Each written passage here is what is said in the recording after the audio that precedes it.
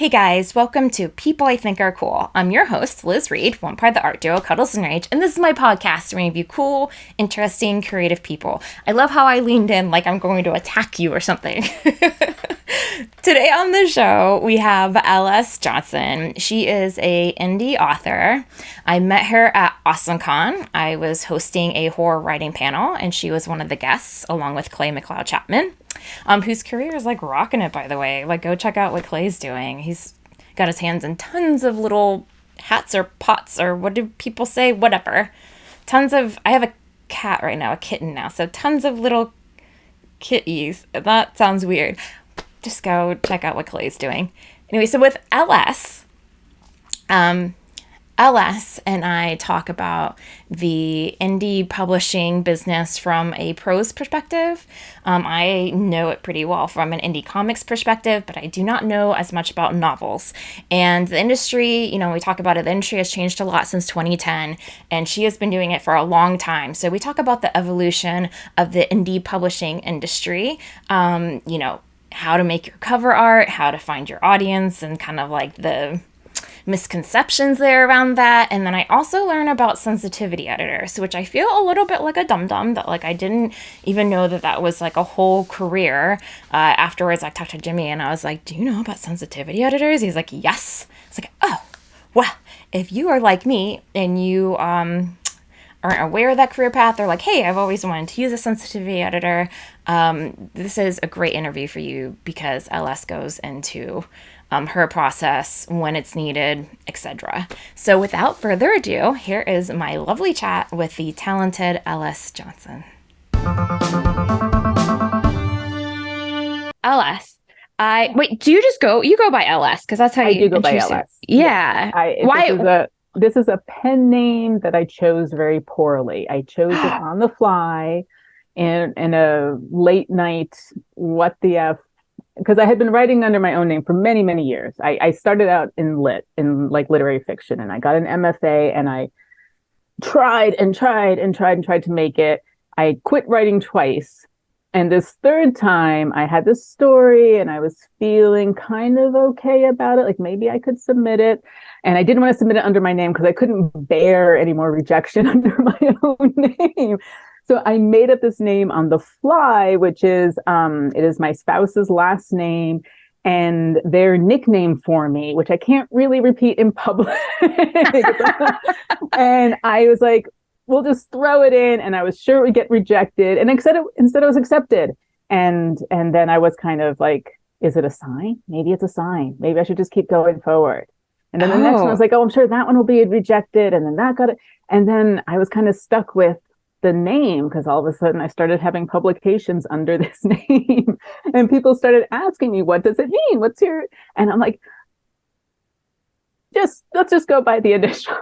Yeah. No, I didn't want to mess with it, but at the same time I was like, I should have thought more about this before I started doing it. I mean, it's kind of great though when you just kind of go for it and don't overthink it and just get it out the door. Yeah. Maybe that's what kind of like worked, like the stress, like letting go of the stress, it sounds like. Exactly. There's no expectations, no worries, no fear that it was going to come back to me in some way. And it has been a helpful division, when you start getting, because everyone gets 1-star reviews, everyone gets kind of brutal rejections from time to time. And it was hugely helpful, because in those first few years, I still felt very bruised. And it was hugely helpful to be able to kind of put the pen name aside and just be myself and go about my day, and then come back when I was ready to deal with it. Oh, I never thought of it as like kind of like split personality. Like, oh, that's LS's problem, not mine. Yes. Like when I'm in here, I'm in one persona. When I go back out to the living room, we just let it all go. And it's, in a way too, because these creative careers, they can take over your life, right? You start doing work on them 24/7, and being able to have points where I just have to be not the author and really just divest from that. Having the pen names made that a lot easier. So when I go home to take care of my dad, like I'm just there as daughter and not also as, oh, I got to check my email. I got to check my email. So That's great. I've never thought of it that way. But it's funny because the pen names that I just hear the most about are the people that are like, I want to write smut, but I don't want anybody to know that I'm doing it. Oh, and I do have a separate smut pen name. If I ever go, I was like, oh, I think of that one.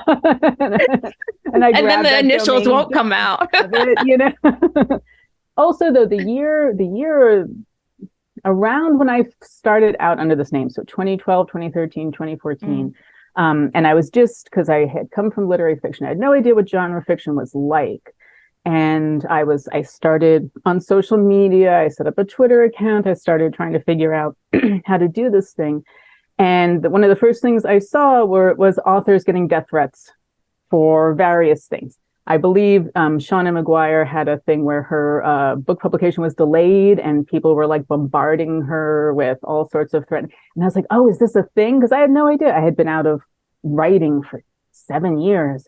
And I was like, oh, this is a whole new landscape. And it might be nice to have like another name to send all of that to if it comes, Yeah. That way.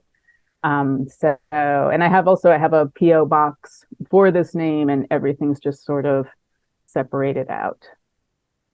That's all very smart. I didn't get a PO box until way late in the game.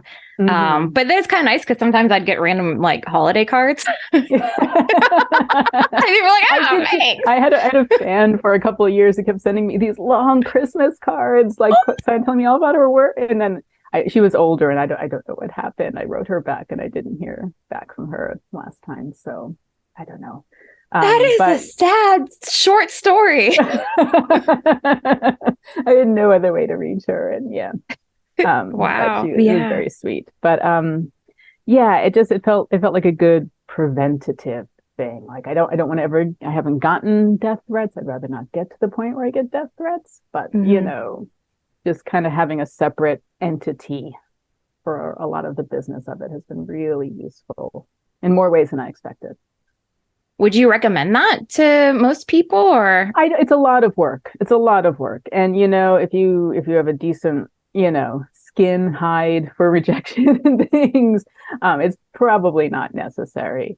But my last name is also not very common. It's very easy to track down. I think there's only one other person with my name in the US. And so it wouldn't be hard to figure out where I am and where I live and all that stuff. So. The Johnson's very generic. It's like there's a bricklayer in England who also has my name, and he always still pops up in like the first page of Google search, and I'm like, that's fine. You can be the other author. No, that's perfect. Yeah. When I married my husband, because my last name's Reed now, I was like, oh, now I get to have like generic last name. He's like, is that why you changed your name? I was like, no, it's just a perk for people that I don't want finding me. Finding, and also the pronunciations and everything. It's like Johnson's really simple. It's really easy. Yeah. So Alice, with your background, you mentioned that you have a Kickstarter coming up. So are you a mixture of like traditionally published and self-published?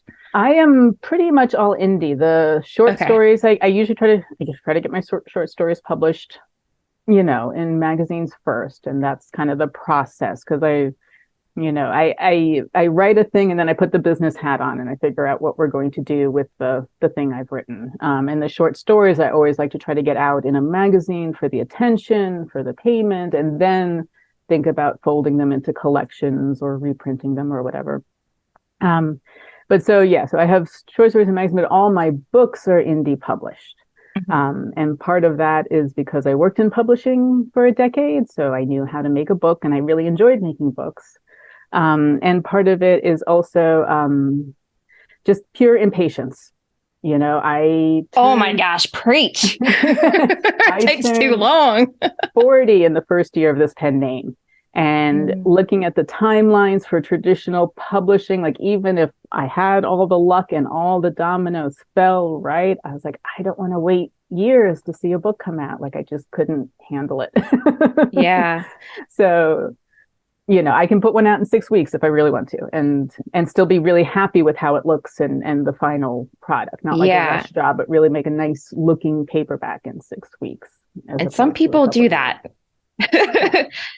So let's pull back for a second because I want to play with that terminology. Because like for me, like I'm more heavily in like the indie comic crowd. But when do you think was the shift between like more saying within the prose world, like indie publishing versus self-publishing? Because, I feel like as people have paved their own path, I think that, indie self-publishing world is actually sometimes making more money than the traditional publishing world based on what I've been following, or it's coming right up there. Yeah, well, I think indie makes more per book. When you look at the breakdown of royalties, even for like, traditionally published hardbacks, for a hardcover, I think the authors, when it breaks down, you're still only getting $1 or $2 per book, which is what I get for an ebook. Trad, I think, still has in more reach and can push things that aren't clearly a genre better. I think that's still the case. But I think, people talk to me about sort of a gold rush era of like around 2010, 2011, when Kindles were first starting to really be widely adopted, but there wasn't that much to go on the Kindle. And so if you could write fast enough, you could put out enough books to make, it's the 20 books to 50K thing, right? Michael Anderle wrote 20 books and he was making more than 50,000 a year, but that was his math. Like if I could just write 20 books, I will happily make 50,000 a year off of it. That isn't really the case anymore because now there's like 1 million books put on Kindle every year, or every month, or whatever it is. So that gold rush period is kind of over. But I think that was the initial split where people who kind of jumped into that ebook space and took the plunge and were able to make that much more per book. I think some indies do make a lot of money. I think a lot more indies make less than they would have you think or that they want to admit. I think it's still only 1 or 2% that are really making good money, and a lot of books go up there and they make $1,000 over the year, and that's still $1,000.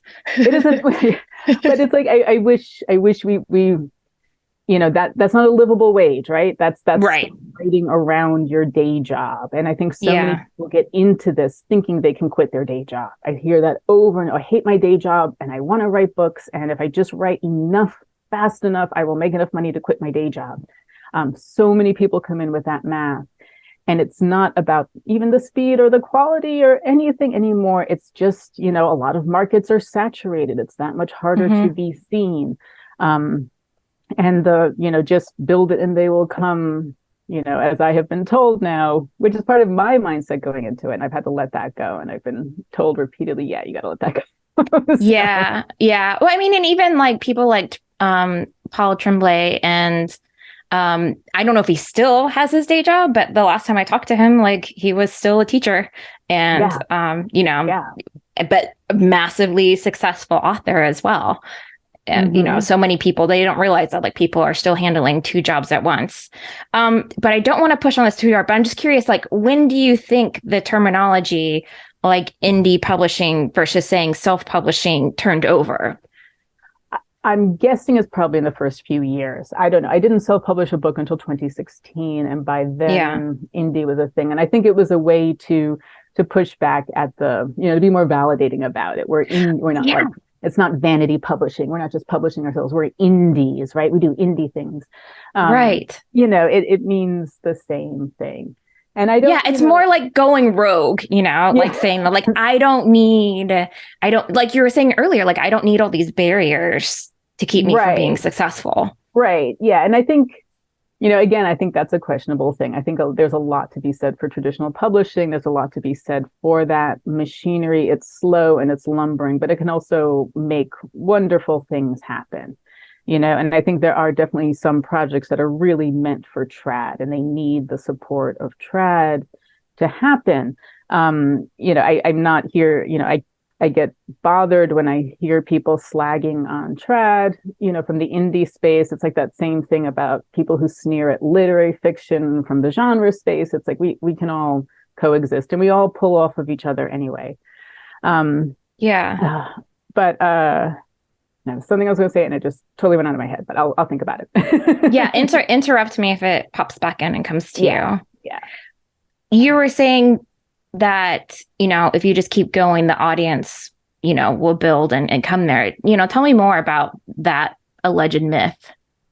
I'm sure it happens for some people. And I know it's been happening for me, but it's been much, much slower than I expected, or I was led to expect, There was certainly at least some idea that when you hit a critical mass of 5, 8, 10 books or whatever, by that time you should have enough readership to start seeing decent money. But I was sitting here, because I was thinking about all of this and thinking about the interview that we were going to have. And I realized that if I have like a diehard fan and they buy everything I've written on Kindle, I make less than $20 off that person. Oh, and that's it. Wow. Because I have 7 books out and I get $2 to $3 off of each one, royalty. And then that's it. And then they've read everything I've ever written, a decade of my life for less than $20. Fascinating when you throw in the monetary value. It was the first time I had really distilled down to that little figure, and I was like, oh, and I have a hard time on Amazon because I don't fit cleanly into horror. I don't fit cleanly into fantasy. I don't fit cleanly into paranormal. If I do a book bub, I inevitably get a couple reviews where this isn't the X genre that I expected, Thanks, buddy. Yeah. So it's a hard thing to market in that space. And then it's I'm hoping that I will land a person who will eventually spend $20 to read everything. Yeah, that is fascinating. But you also go to conventions and stuff because that's where, we connected at Awesome Con. Mm-hmm. And I want to know what that's been like for you because, when you're selling a novel, it's a totally different process than somebody sitting there and seeing a comic and kind of making a judgment based on the art. And yes. It's a longer read. It's a bigger time investment. How does that play out for you? It's a much harder pitch. I like doing the conventions. Okay. I feel like I sell better at them because unlike Amazon, where you're basically got the top 2 lines to make the click, I can actually sit there and talk to someone and explain, this is what the book's about. This is the series. This is where I'm going with it. And really, get a feel for what they want in a reading experience and try to make, see if my work is a fit for them. But I talk to a lot of artists and they're like, oh, why don't you sell? You should be selling more. And I'm like, because when someone comes up to your table, they're already half sold, right? They've seen the art and they're like, oh, that looks really cool. I want to find out more about it. I have to get them and then pitch them not only just on hanging it on their wall, but you're going to spend 10 hours of your life with me. And this is why you should. This is why you should pay to give me 10 hours of your emotional inner space. Exactly. Or let me sit on your bedside for 10 years, making you feel guilty. Or get passed along to your best friend or, your neighbor or your library. Whatever happens. But this is why, I have to pitch you on the potential that you'll be spending hours with me after you pay me for the privilege of spending hours with me. But I still think it's a better sell for my work because I can kind of talk about, well, it has elements of horror, but it has elements of fantasy, but it has weird fiction and, this and that, and talk about the influences and kind of unpack what the book really is. So I feel like, I generally sell better at cons. I make decent money because I'm selling paper copies, which is a much bigger return for me. And then I feel like the people I meet at the conventions are ones that stay around longer. They email me later on to let me know what they thought of the book. They stay on the mailing list. They come back. They look for me at next year's convention.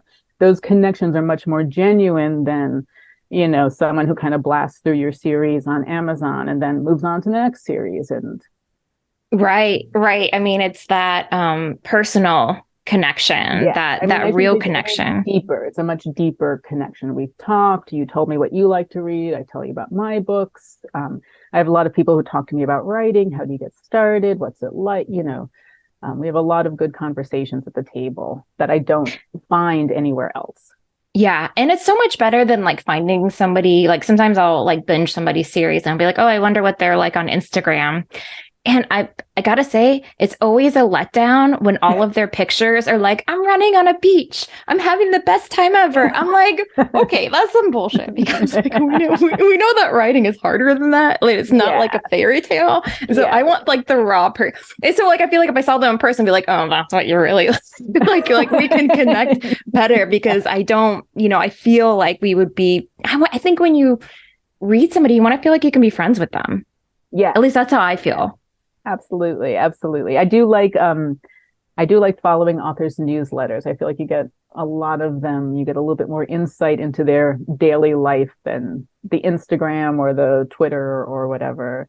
I want to see the pictures of the people who are like writing on the commute, frantically getting in their 500 words before they have to go to the office and actually earn the money that pays for them to do all of right, this. Right. Yeah. Or like what we were talking about before we recorded, like maybe cry. Yeah. Having a good non-cry day. Yes, because it's 2023 and it just keeps on coming. Yeah.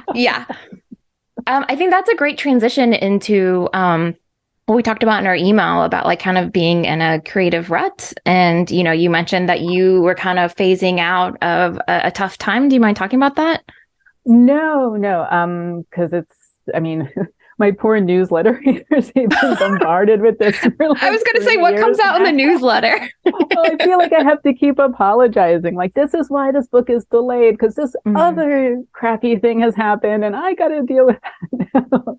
So it actually, I've had like a killer 3.5 years. It actually started just a little bit before COVID because I had a workplace situation and I had to go out on leave without pay. And I was about to publish The Painter's Widow. And I had to actually appeal to my newsletter, like, please, can you pitch in money to help me get this book out? Because I suddenly have no pay. And then COVID happened. My cat died. We had house trouble. We had car trouble. My mother, who had multiple myeloma, her chemo started failing. And then I went, I met you at Awesome Con. I went back to Florida and she started going in and out of the hospital. And then in August, she went into hospice and she passed away. And it was like just, the minute I knew that this is where we were going, because I think we were still holding out hope that there might be one last treatment. I was hoping for one more Christmas, that mindset. And so when I knew this where we were going, I cut the rest of the year. I cut everything, like, no conventions, no plans. I ended up making Fan Expo in November, but it was like, that was totally a coin toss situation. And it made me step back and look back and be like, wow, I have been saying to people, I'm tired. My brain's tired for like months and months and months and never, because when you can't see the forest for the trees when you're in it, you just see the little bit of the path ahead, and only then do you realize that you have been tired for years. And so it was like, wow. So I took that time. I did some coaching, I did some kind of journaling, some therapy, some me time, and I'm still working on rebuilding a creative process that I can actually do without. And so, as I was saying before we started, like, I'm moving very gingerly through the year. We do tiny little amounts. I have a Kanban board for all my writing, and my little Post-its are like literally 500 words. I could do, and sometimes the Post-it sits there for like 4 days, and then it finally moves into the done, and we get the next 500 words up on the board, and that's just and. Coming to terms with the fact that that's where I am, especially in an indie space that still pushes speed and rapid release. And there's been a lot of like emotional and psychological work that's had to go through that, just reframing how I look at this career. Do you feel like you still need to keep up the same amount of speed now that you've had some time to? I was never able to do the speed, but it was always like kind of over. I'm a very slow writer as it is. I'm an extremely slow writer as it is. And I have never met a story that I couldn't take from 5,000 words to 15,000 words. I have never met a fact I couldn't research for like 3 days straight. I am slow, and I like my prose dense and layered and full of description, and that's just kind of how I write. So I've always been up against that. But, at the same time, I haven't, always that thing in the back. If you can just get another book out, if you can just get another book out, because it does sell other books. When the book comes out, everything goes up for a while. You get a whole nice sales bump off of all of it. It's a new reason just to promote yourself as well as the new book. And so that's always sort of like, that's the carrot at the end of the stick, except sometimes the stick is like 18 months out and you're trying to get to it. And it was kind of, I was falling into sort of mental cycles of, if I could just go a little faster, just a little faster, just a little faster. And then coming up against one personal crisis after another that would knock me 3 steps further back. And it was just becoming a huge, horrible spiral.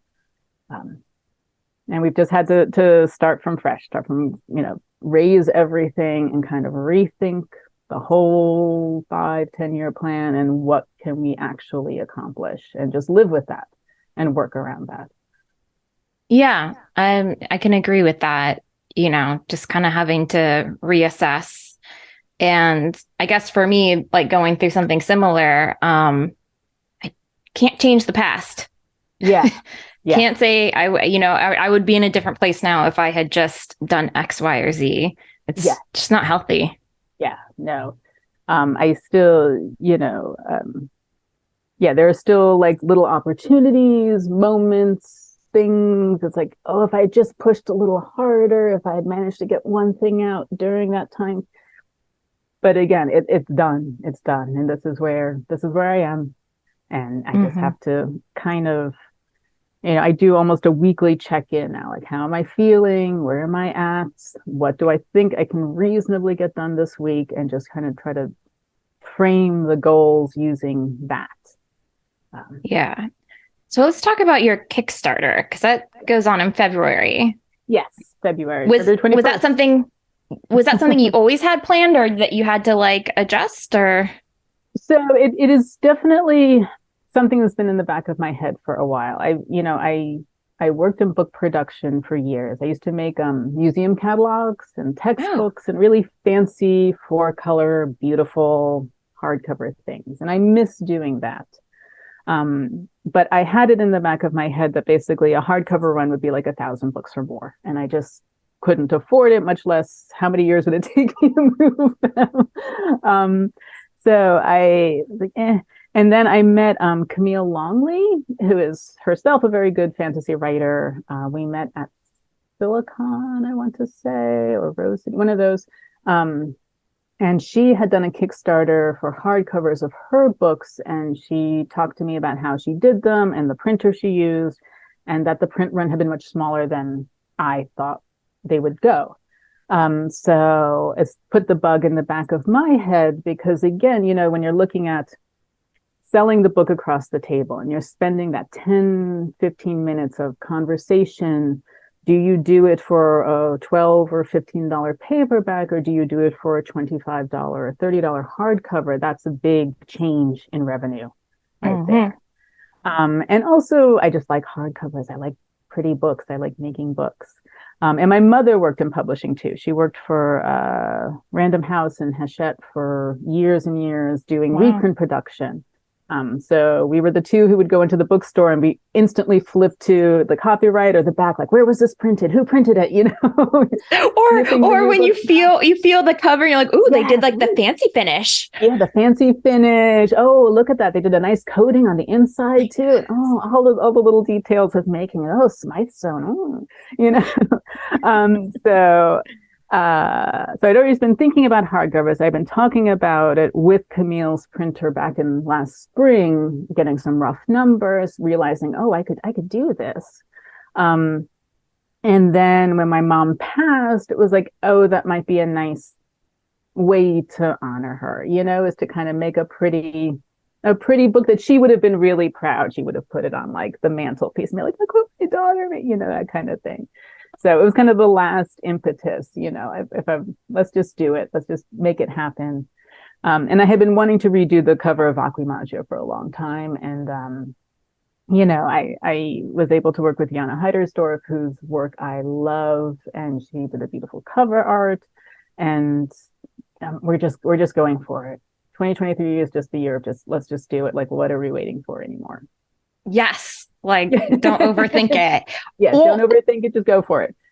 Let's talk cover art real quick, because that's really what sells the book. I mean, we can be as charming as possible. Oh my gosh. But if it looks cheap, then we know it's cheap. I spend so much time looking at artists on Instagram and DeviantArt and dreaming, and if I see a cool book in the bookstore, I have to hunt down who the illustrator, who did this cover.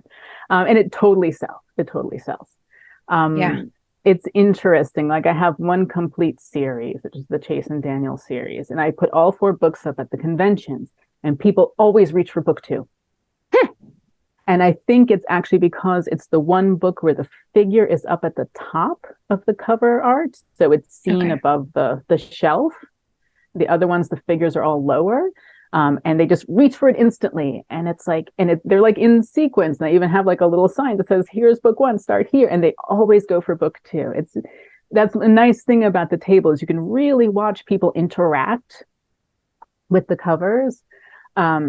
Rare Birds, I've had people actually cross the hall because of that cover. They see it out of the corner of their eye and they will come over just for that book.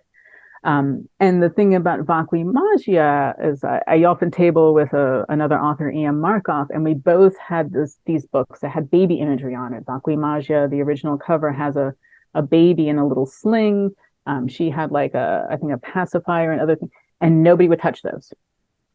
And I think it might have just been the dynamic of, we write dark fantasy, and then the baby imagery, it was like, I would sell a few, but it would be like 25% of what I would sell of Rare Birds. So the 2 collections, they would just go for the Rare Birds, even though Vacui Magia was like the award-winning one and the World Fantasy Award finalist one, but they wanted the Rare Birds instead. So now, do you go back to that same artist when it sells? Yeah. Well, I mean, yes. George Petronis did Rare Birds, and I would like him. I have a novel that I'm thinking of that he would be a good fit for, but it is a bit of like, does the artist fit the work, because you're also, the cover is also selling the contents of the book. So it really needs to kind of reflect what's inside the book. And so I have in my head, I have different artists as possibilities for different projects whenever I snail trail my way to actually finishing them. But, I do like, I wanted Jana Heidersdorf for Vacui Magia. It was her and 1 or 2 other people, but she was my number 1 choice. And I have a novella that I'm revising now, and it's set in the 16th century. And I absolutely wanted kind of like a woodcut broadside look to the art, and I found Joe McLaren, and it was like sold. It was done. It was, it had to be him. So yeah, well, walk me through the conversations all the way from like, you don't tell me the price or anything, but like the price negotiation, the ownership of the work, and the art direction. So I reach out to people. I will say, I have a book and here's the summary of the project, So with Joe, it was like, it's 16th century, it's vampires in London. John Dee is a character in this. We have all of this alchemy and blood and stuff going on. But I really wanted to look like a 16th century woodcut. Like, that's what I want to do. And he was like, sure. And then he came back and he said, well, here's my price for like a wraparound. Here's my price for a full cover. Here's a price for just a spot illustration that you could position any way you want. And we talked about like, because he also does full book covers. He'll do typeface and everything. And I was like, look, I have a designer who is doing the whole series. She's branding the whole series for me. So she's handling all the title fonts and the overall appearance and everything. And his full illustration cover I would have loved to have done that. It was out of my budget. So I was like, well, can we do just the spot illustration? I can afford that. Let's work with that. And I said, do you mind if you may want to stretch it a little bit, wrap it around the spine in some ways, and he was fine with that. So he had a contract all written up. We went through it. It was pretty much fine, signed it. And then I actually didn't have sometimes I have a deadline and I'm like, look, and I try to always build in 4 weeks of cushion. with everyone, because everyone has life and everyone has things, and you know, they get sick, they have families, all these things happen. So I always have 4 weeks of cushion. And so, but for this, I hadn't even started revising it. So it's like whenever, and he had it done in a month and a half, and it was great. He showed me roughs. We did a couple of different rough passes. I like this one. I like this one. We talked about, because they're two characters. It's my first time actually doing the actual characters face on the cover. Oh. So we did like, you know, what they look like, how they should look. And he actually gave one a little Van Dyke beard. And I was like, that's really good. That looks good. I'm going to write the Van Dyke beard into it. So you're in the process where you could just like, change it when you're ready. So now one of the characters I have to write in is in my revision note. That's right in the Van Dyke beard. So he fits his cover image. And but it looked really good. And then, you know, I have the final art, and I think the cover design is now scheduled for March, which is kind of in good time because I'll revise. I have a developmental editor that I have look at things. I'll revise again. I'd like it to go to sensitivity, and to have a sensitivity reader look at the second half of it, and then we'll go to copy edits. Oh, wait, tell me about the sensitivity reader. I have no idea about this. Oh, so I have a couple of people I hire for different things.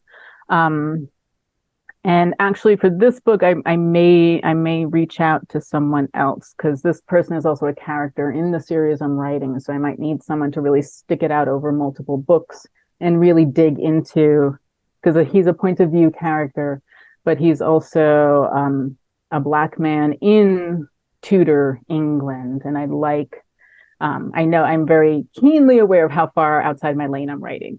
And I really want someone to help. You know, I feel like you get a little bit of a pass when it's fantasy, when it's supernatural, and you're not absolutely trying to embed it in history. You know, my history, it's alternate history, it's a little bit different, but I have no trust in myself. And so I definitely want a sensitivity reader to look at that POV. He's not a main point of view, he's like a secondary point of view, but he does have at least 3 or 4 chapters in each book going forward. And I started doing it so when I started with it is back in 2015 or 2016, I wrote a story about a queer opera singer, and it was set in the 18th century.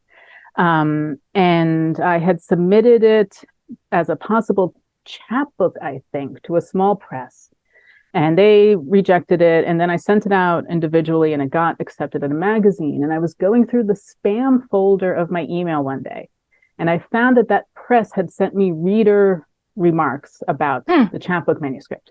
And one of them was basically like, the story, there's a way to read the story that's really, really offensive to trans people. Oh, okay. And I had not thought about it at all. You know, I'm thinking about the history of opera and cross-dressing in opera and all these different things. And the minute I saw it and I saw the examples that the reader had in it, I was like, oh shit, it's there. It's absolutely there.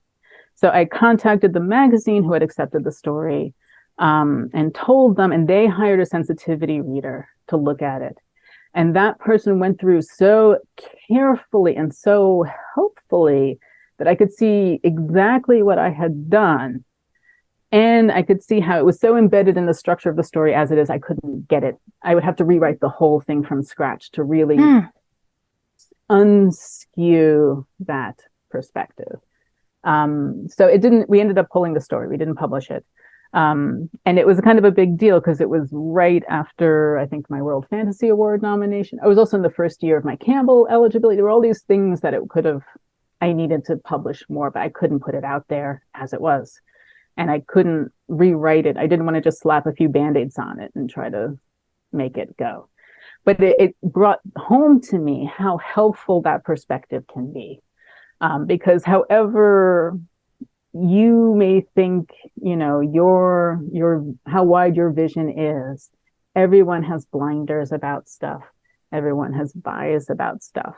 And every now and then there will be some small thing that the sensitivity reel will tell me, then I'm like, well, that's really actually historically accurate. It's crappy, but it's historically accurate. We're going to leave that in. But for 90% of it, I'm like, oh, that's a good point. And it's so often small adjustments that can just, you know, choosing different language, choosing different words, that really help to make the story more inclusive and less judgmental, biased, whatever you want to have it. I think it's just invaluable. Um, Yeah. there are some stories I write that are basically me, based on my life. I don't do sensitivity readers for those and things like that. But especially writing history, writing characters who are not me, who are a different race, who are different sexuality. I want that extra perspective. I want a perspective that can really speak to that point of view and help me try to see what it's looking like from the outside, what I've done. Oh, I think that's so important. It's just like a new tool that I didn't know existed. I feel like I want to interview a sensitivity reader because I never knew that was a career. Yeah, yeah. And there's not a huge amount of people that do it. And there was a little golden period where there are actually like lists of wonderful editors who also did that. And then they started getting like backlash and trolling. And so those lists disappeared. But at least I had grabbed enough names off of it that I can still or I can do kind of a word of mouth thing and say, look, I'm looking for someone who can speak to this perspective, who has recommendations for me. Oh, the backlash. There's backlash on there's backlash on so much stuff. Yeah. I mean, I feel like everyone has to put their you should put your social security number down if you want to talk shit. Like, right, that's where we should be in society. Seriously. Put it all out there. Don't be a troll, anonymous troll. Meet me at the Starbucks in 20 minutes and we'll talk about this face to face, Yeah. And then everybody will just cry and apologize and be like, I'm really sorry. I didn't know it was a human on the other side. Right.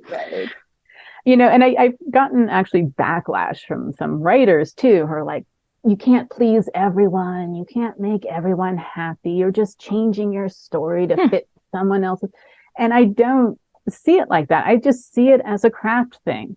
If I'm using sloppy language to talk about someone's state of mind, say if I'm saying, oh, they're mad and they're crazy or whatever, like it's just a craft challenge to think about like, well, what other words can I use? If I am describing someone, it's just a craft challenge to think about other descriptors. Is there a way to just work in so that everyone's clear about what everyone's skin color is without being obvious about it? These are just writing skills.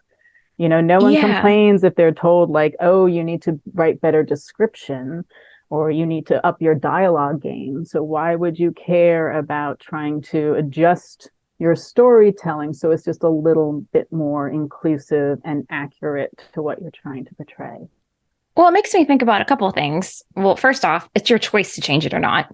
So it's not like you're like catering to something. If you choose not to change it, you're you're still sticking to your voice. I mean, and second, like, here's an example of like I was doing like an all like female and queer gallery show that I was co-curating with a friend. And when they were promoting the show, and I didn't think a thing of it because I shared the same thing. It would be like, when they would say women, they would put an X instead of E for men.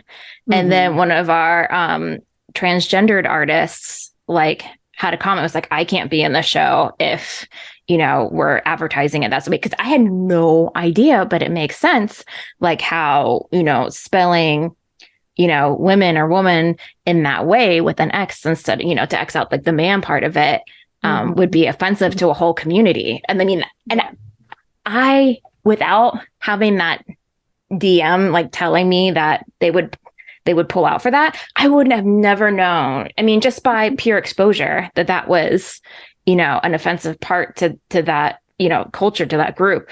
And so, totally thankful for that. If I had a sensitivity, reader or, partner, then that would have been prevented. But it and also is that it's a simple change that then brings a whole nother audience into the show. Yeah. and a whole Yeah. nother that allows that artist to participate, and it brings so many other people in that might not have shown up otherwise. And Right. isn't And that what we want? it A comes bigger off as like audience, more you think that more it's voices. exact more voices, and you think that you're being like a good feminist, but Yeah, feminism just it doesn't just encompass the world that it's something totally right. different. And I always think about like when we're super old, what are going to be the words that they're going to say? Like, I don't have any children, but if I did, they'd be like, grandma, we don't say that anymore. I'd be like, whoa. Oh, yeah, yeah, yeah. No, it's I don't have children either, but like I had an aunt who's talked to me about how her daughter, my cousin who's only in her early 20s, is constantly correcting her pronouns and correcting her language, and and it's yeah, yeah. Language changes, it evolves, and that's kind of the wonderful thing about it. It kind of grows and expands with its speakers, and Yeah. you can either be like, or you can embrace it and just enjoy it and learn from it. Well, I mean, I guess wrapping up here, I just have, a couple questions and a wrap up question. So do you feel like you have to be like hip to the language or just true to the voice in your head? Well, I think, I write historical fantasy mostly. So the language, I don't um and I think language is definitely of its time, so it's like I also write stories that are set in the 50s and set in the 70s of my childhood and things like that. And but I try to be aware of how people are talking about things now. I do try to watch my language. I think I see it as a challenge and as an exciting thing, that in a way, I'm so jealous that all of these younger people have such a broader vocabulary to talk about their feelings and their sexuality and their identity than we ever had in the 80s growing up. Like Mm-hmm. there were just so many folks that I feel like fell through the cracks. And now, I finally see, like, I have friends in their 40s who are like, I finally have a word to describe how I've been all these years. And it's a beautiful thing, to watch the language sort of flower like that. And I want to participate in that, and I want to celebrate that and try to encourage that wherever I can. So I do fall into like kind of binary speech patterns because that's how I've talked for nearly 50 years. And it's a hard habit to break, and it's a hard worldview to break. But I Yeah. think it's a work worth doing. Well, Um, and you're gonna, if you don't evolve, then you're gonna turn your audience away. I mean, this is a yes, horrendous example, but I watched Quentin Tarantino speak late last year, and he was, mm-hmm. he had his novel come out, and so he was reading from it, and he's Oh my God, he has a notorious. novel out. I totally missed Yeah, that. yeah. That might be I mean, interesting. I decided not to read it honestly after this talk because obviously he's like notorious for using the N word without any apologies, Mm-hmm. but he read the book, like last chapter of the end, full of the N word, did an accent, like his version of an accent or whatever. And it was like, holy shit, like this is so uncomfortable. And you're Yeah. supposed to be somebody that like we like look up to and, think it was definitely a never meet your heroes moment. And Yeah. like, Yeah. don't let your ego get in the way of like just knowing that that's just fucking wrong. Yeah, it's just fucking wrong. Absolutely. Absolutely. And these people who are just sort of convinced, I guess, because you get to a certain place and you're like, I'm right. And, because I'm the successful one, I'm the auteur or whatever. And Yeah. yeah, It just made me feel like I mean, for me personally, his star just faded. And I feel like for younger generations, if they had experienced that cringeworthy moment, it just would have yeah. killed it as well. Oh, It's a bunch of old absolutely. people there, but I mean, that was kind of interesting too. Like, I mean, there were some younger people, but it was in Austin. So it was a bunch of like old white people. Yeah. Um, Well, I mean, audiences age with their creators, and if you're not kind of pushing yourself and reaching, you just keep that audience. You don't ever grow it. So, yeah, except for David Lynch. Somehow yeah. Well, I he could. mean, he's like everyone's kind of wacky grandpa, isn't he? Reading the weather in his office there, and you know, but For it's me, like, it's interesting. I think that, much of what he's done recently has just been kind of circling back to things like Twin Peaks and revisiting those and kind of closing them off. I'm not sure what would happen if David Lynch tried to make something for the kids now. Ooh, nor would he want to. Nor would he want to. And I mean, that's also part of it, is kind of knowing where you are as a creator and how far you want to go, and kind of accepting that instead of trying to pretend that you're still Blue Velvet Twin Peaks, guy all the time. Mm-hmm. I mean, the best thing he has going for him is he's not going to explain anything to you. No. He just says no. Yeah. So last question here. I know you're gearing up for the Kickstarter. So is that what's next for you, or is there something after that? That is pretty much what is next for me. I will be on panels at Boscone, virtual panels there, and the weekend before the Kickstarter. So the 17th, 18th, 19th of February, I have 2 panels there. But yeah, I am not a huge amount of conventions scheduled out yet. The Kickstarter is kind of my big push. And then other than that, it is just writing, trying to slowly catch up to the game plan from like 2 years ago and kind of see what I can make happen.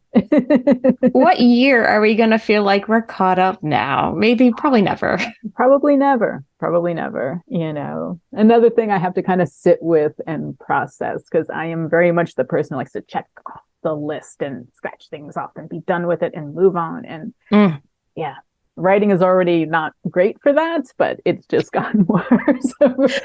Right. I think we finish novels in our head. We just don't quite finish them on the paper. Yeah. I mean, the series I'm writing now, I have had the last scene of that book in my head, of that series in my head for 10 years. And it is still like 3 novels out. And I don't know. Before I die, that is the deadline for that. That's a good deadline. Well, I hope we get to see each other again at some convention sometime. Yeah, fingers crossed for AwesomeCon. If I get that table, I'll be back. So yeah, definitely. Yeah. Cool. Well, Alice, thank you so much for your time. I learned so much. Oh, thank you for having me. Oh, it was great to see you again. Oh, and I don't know if you saw, I got that's yours. I can't see it. It's like it's exposed. Oh, so sweet. Oh, thank you. Yeah, that's all Jimmy. I love that. Yeah.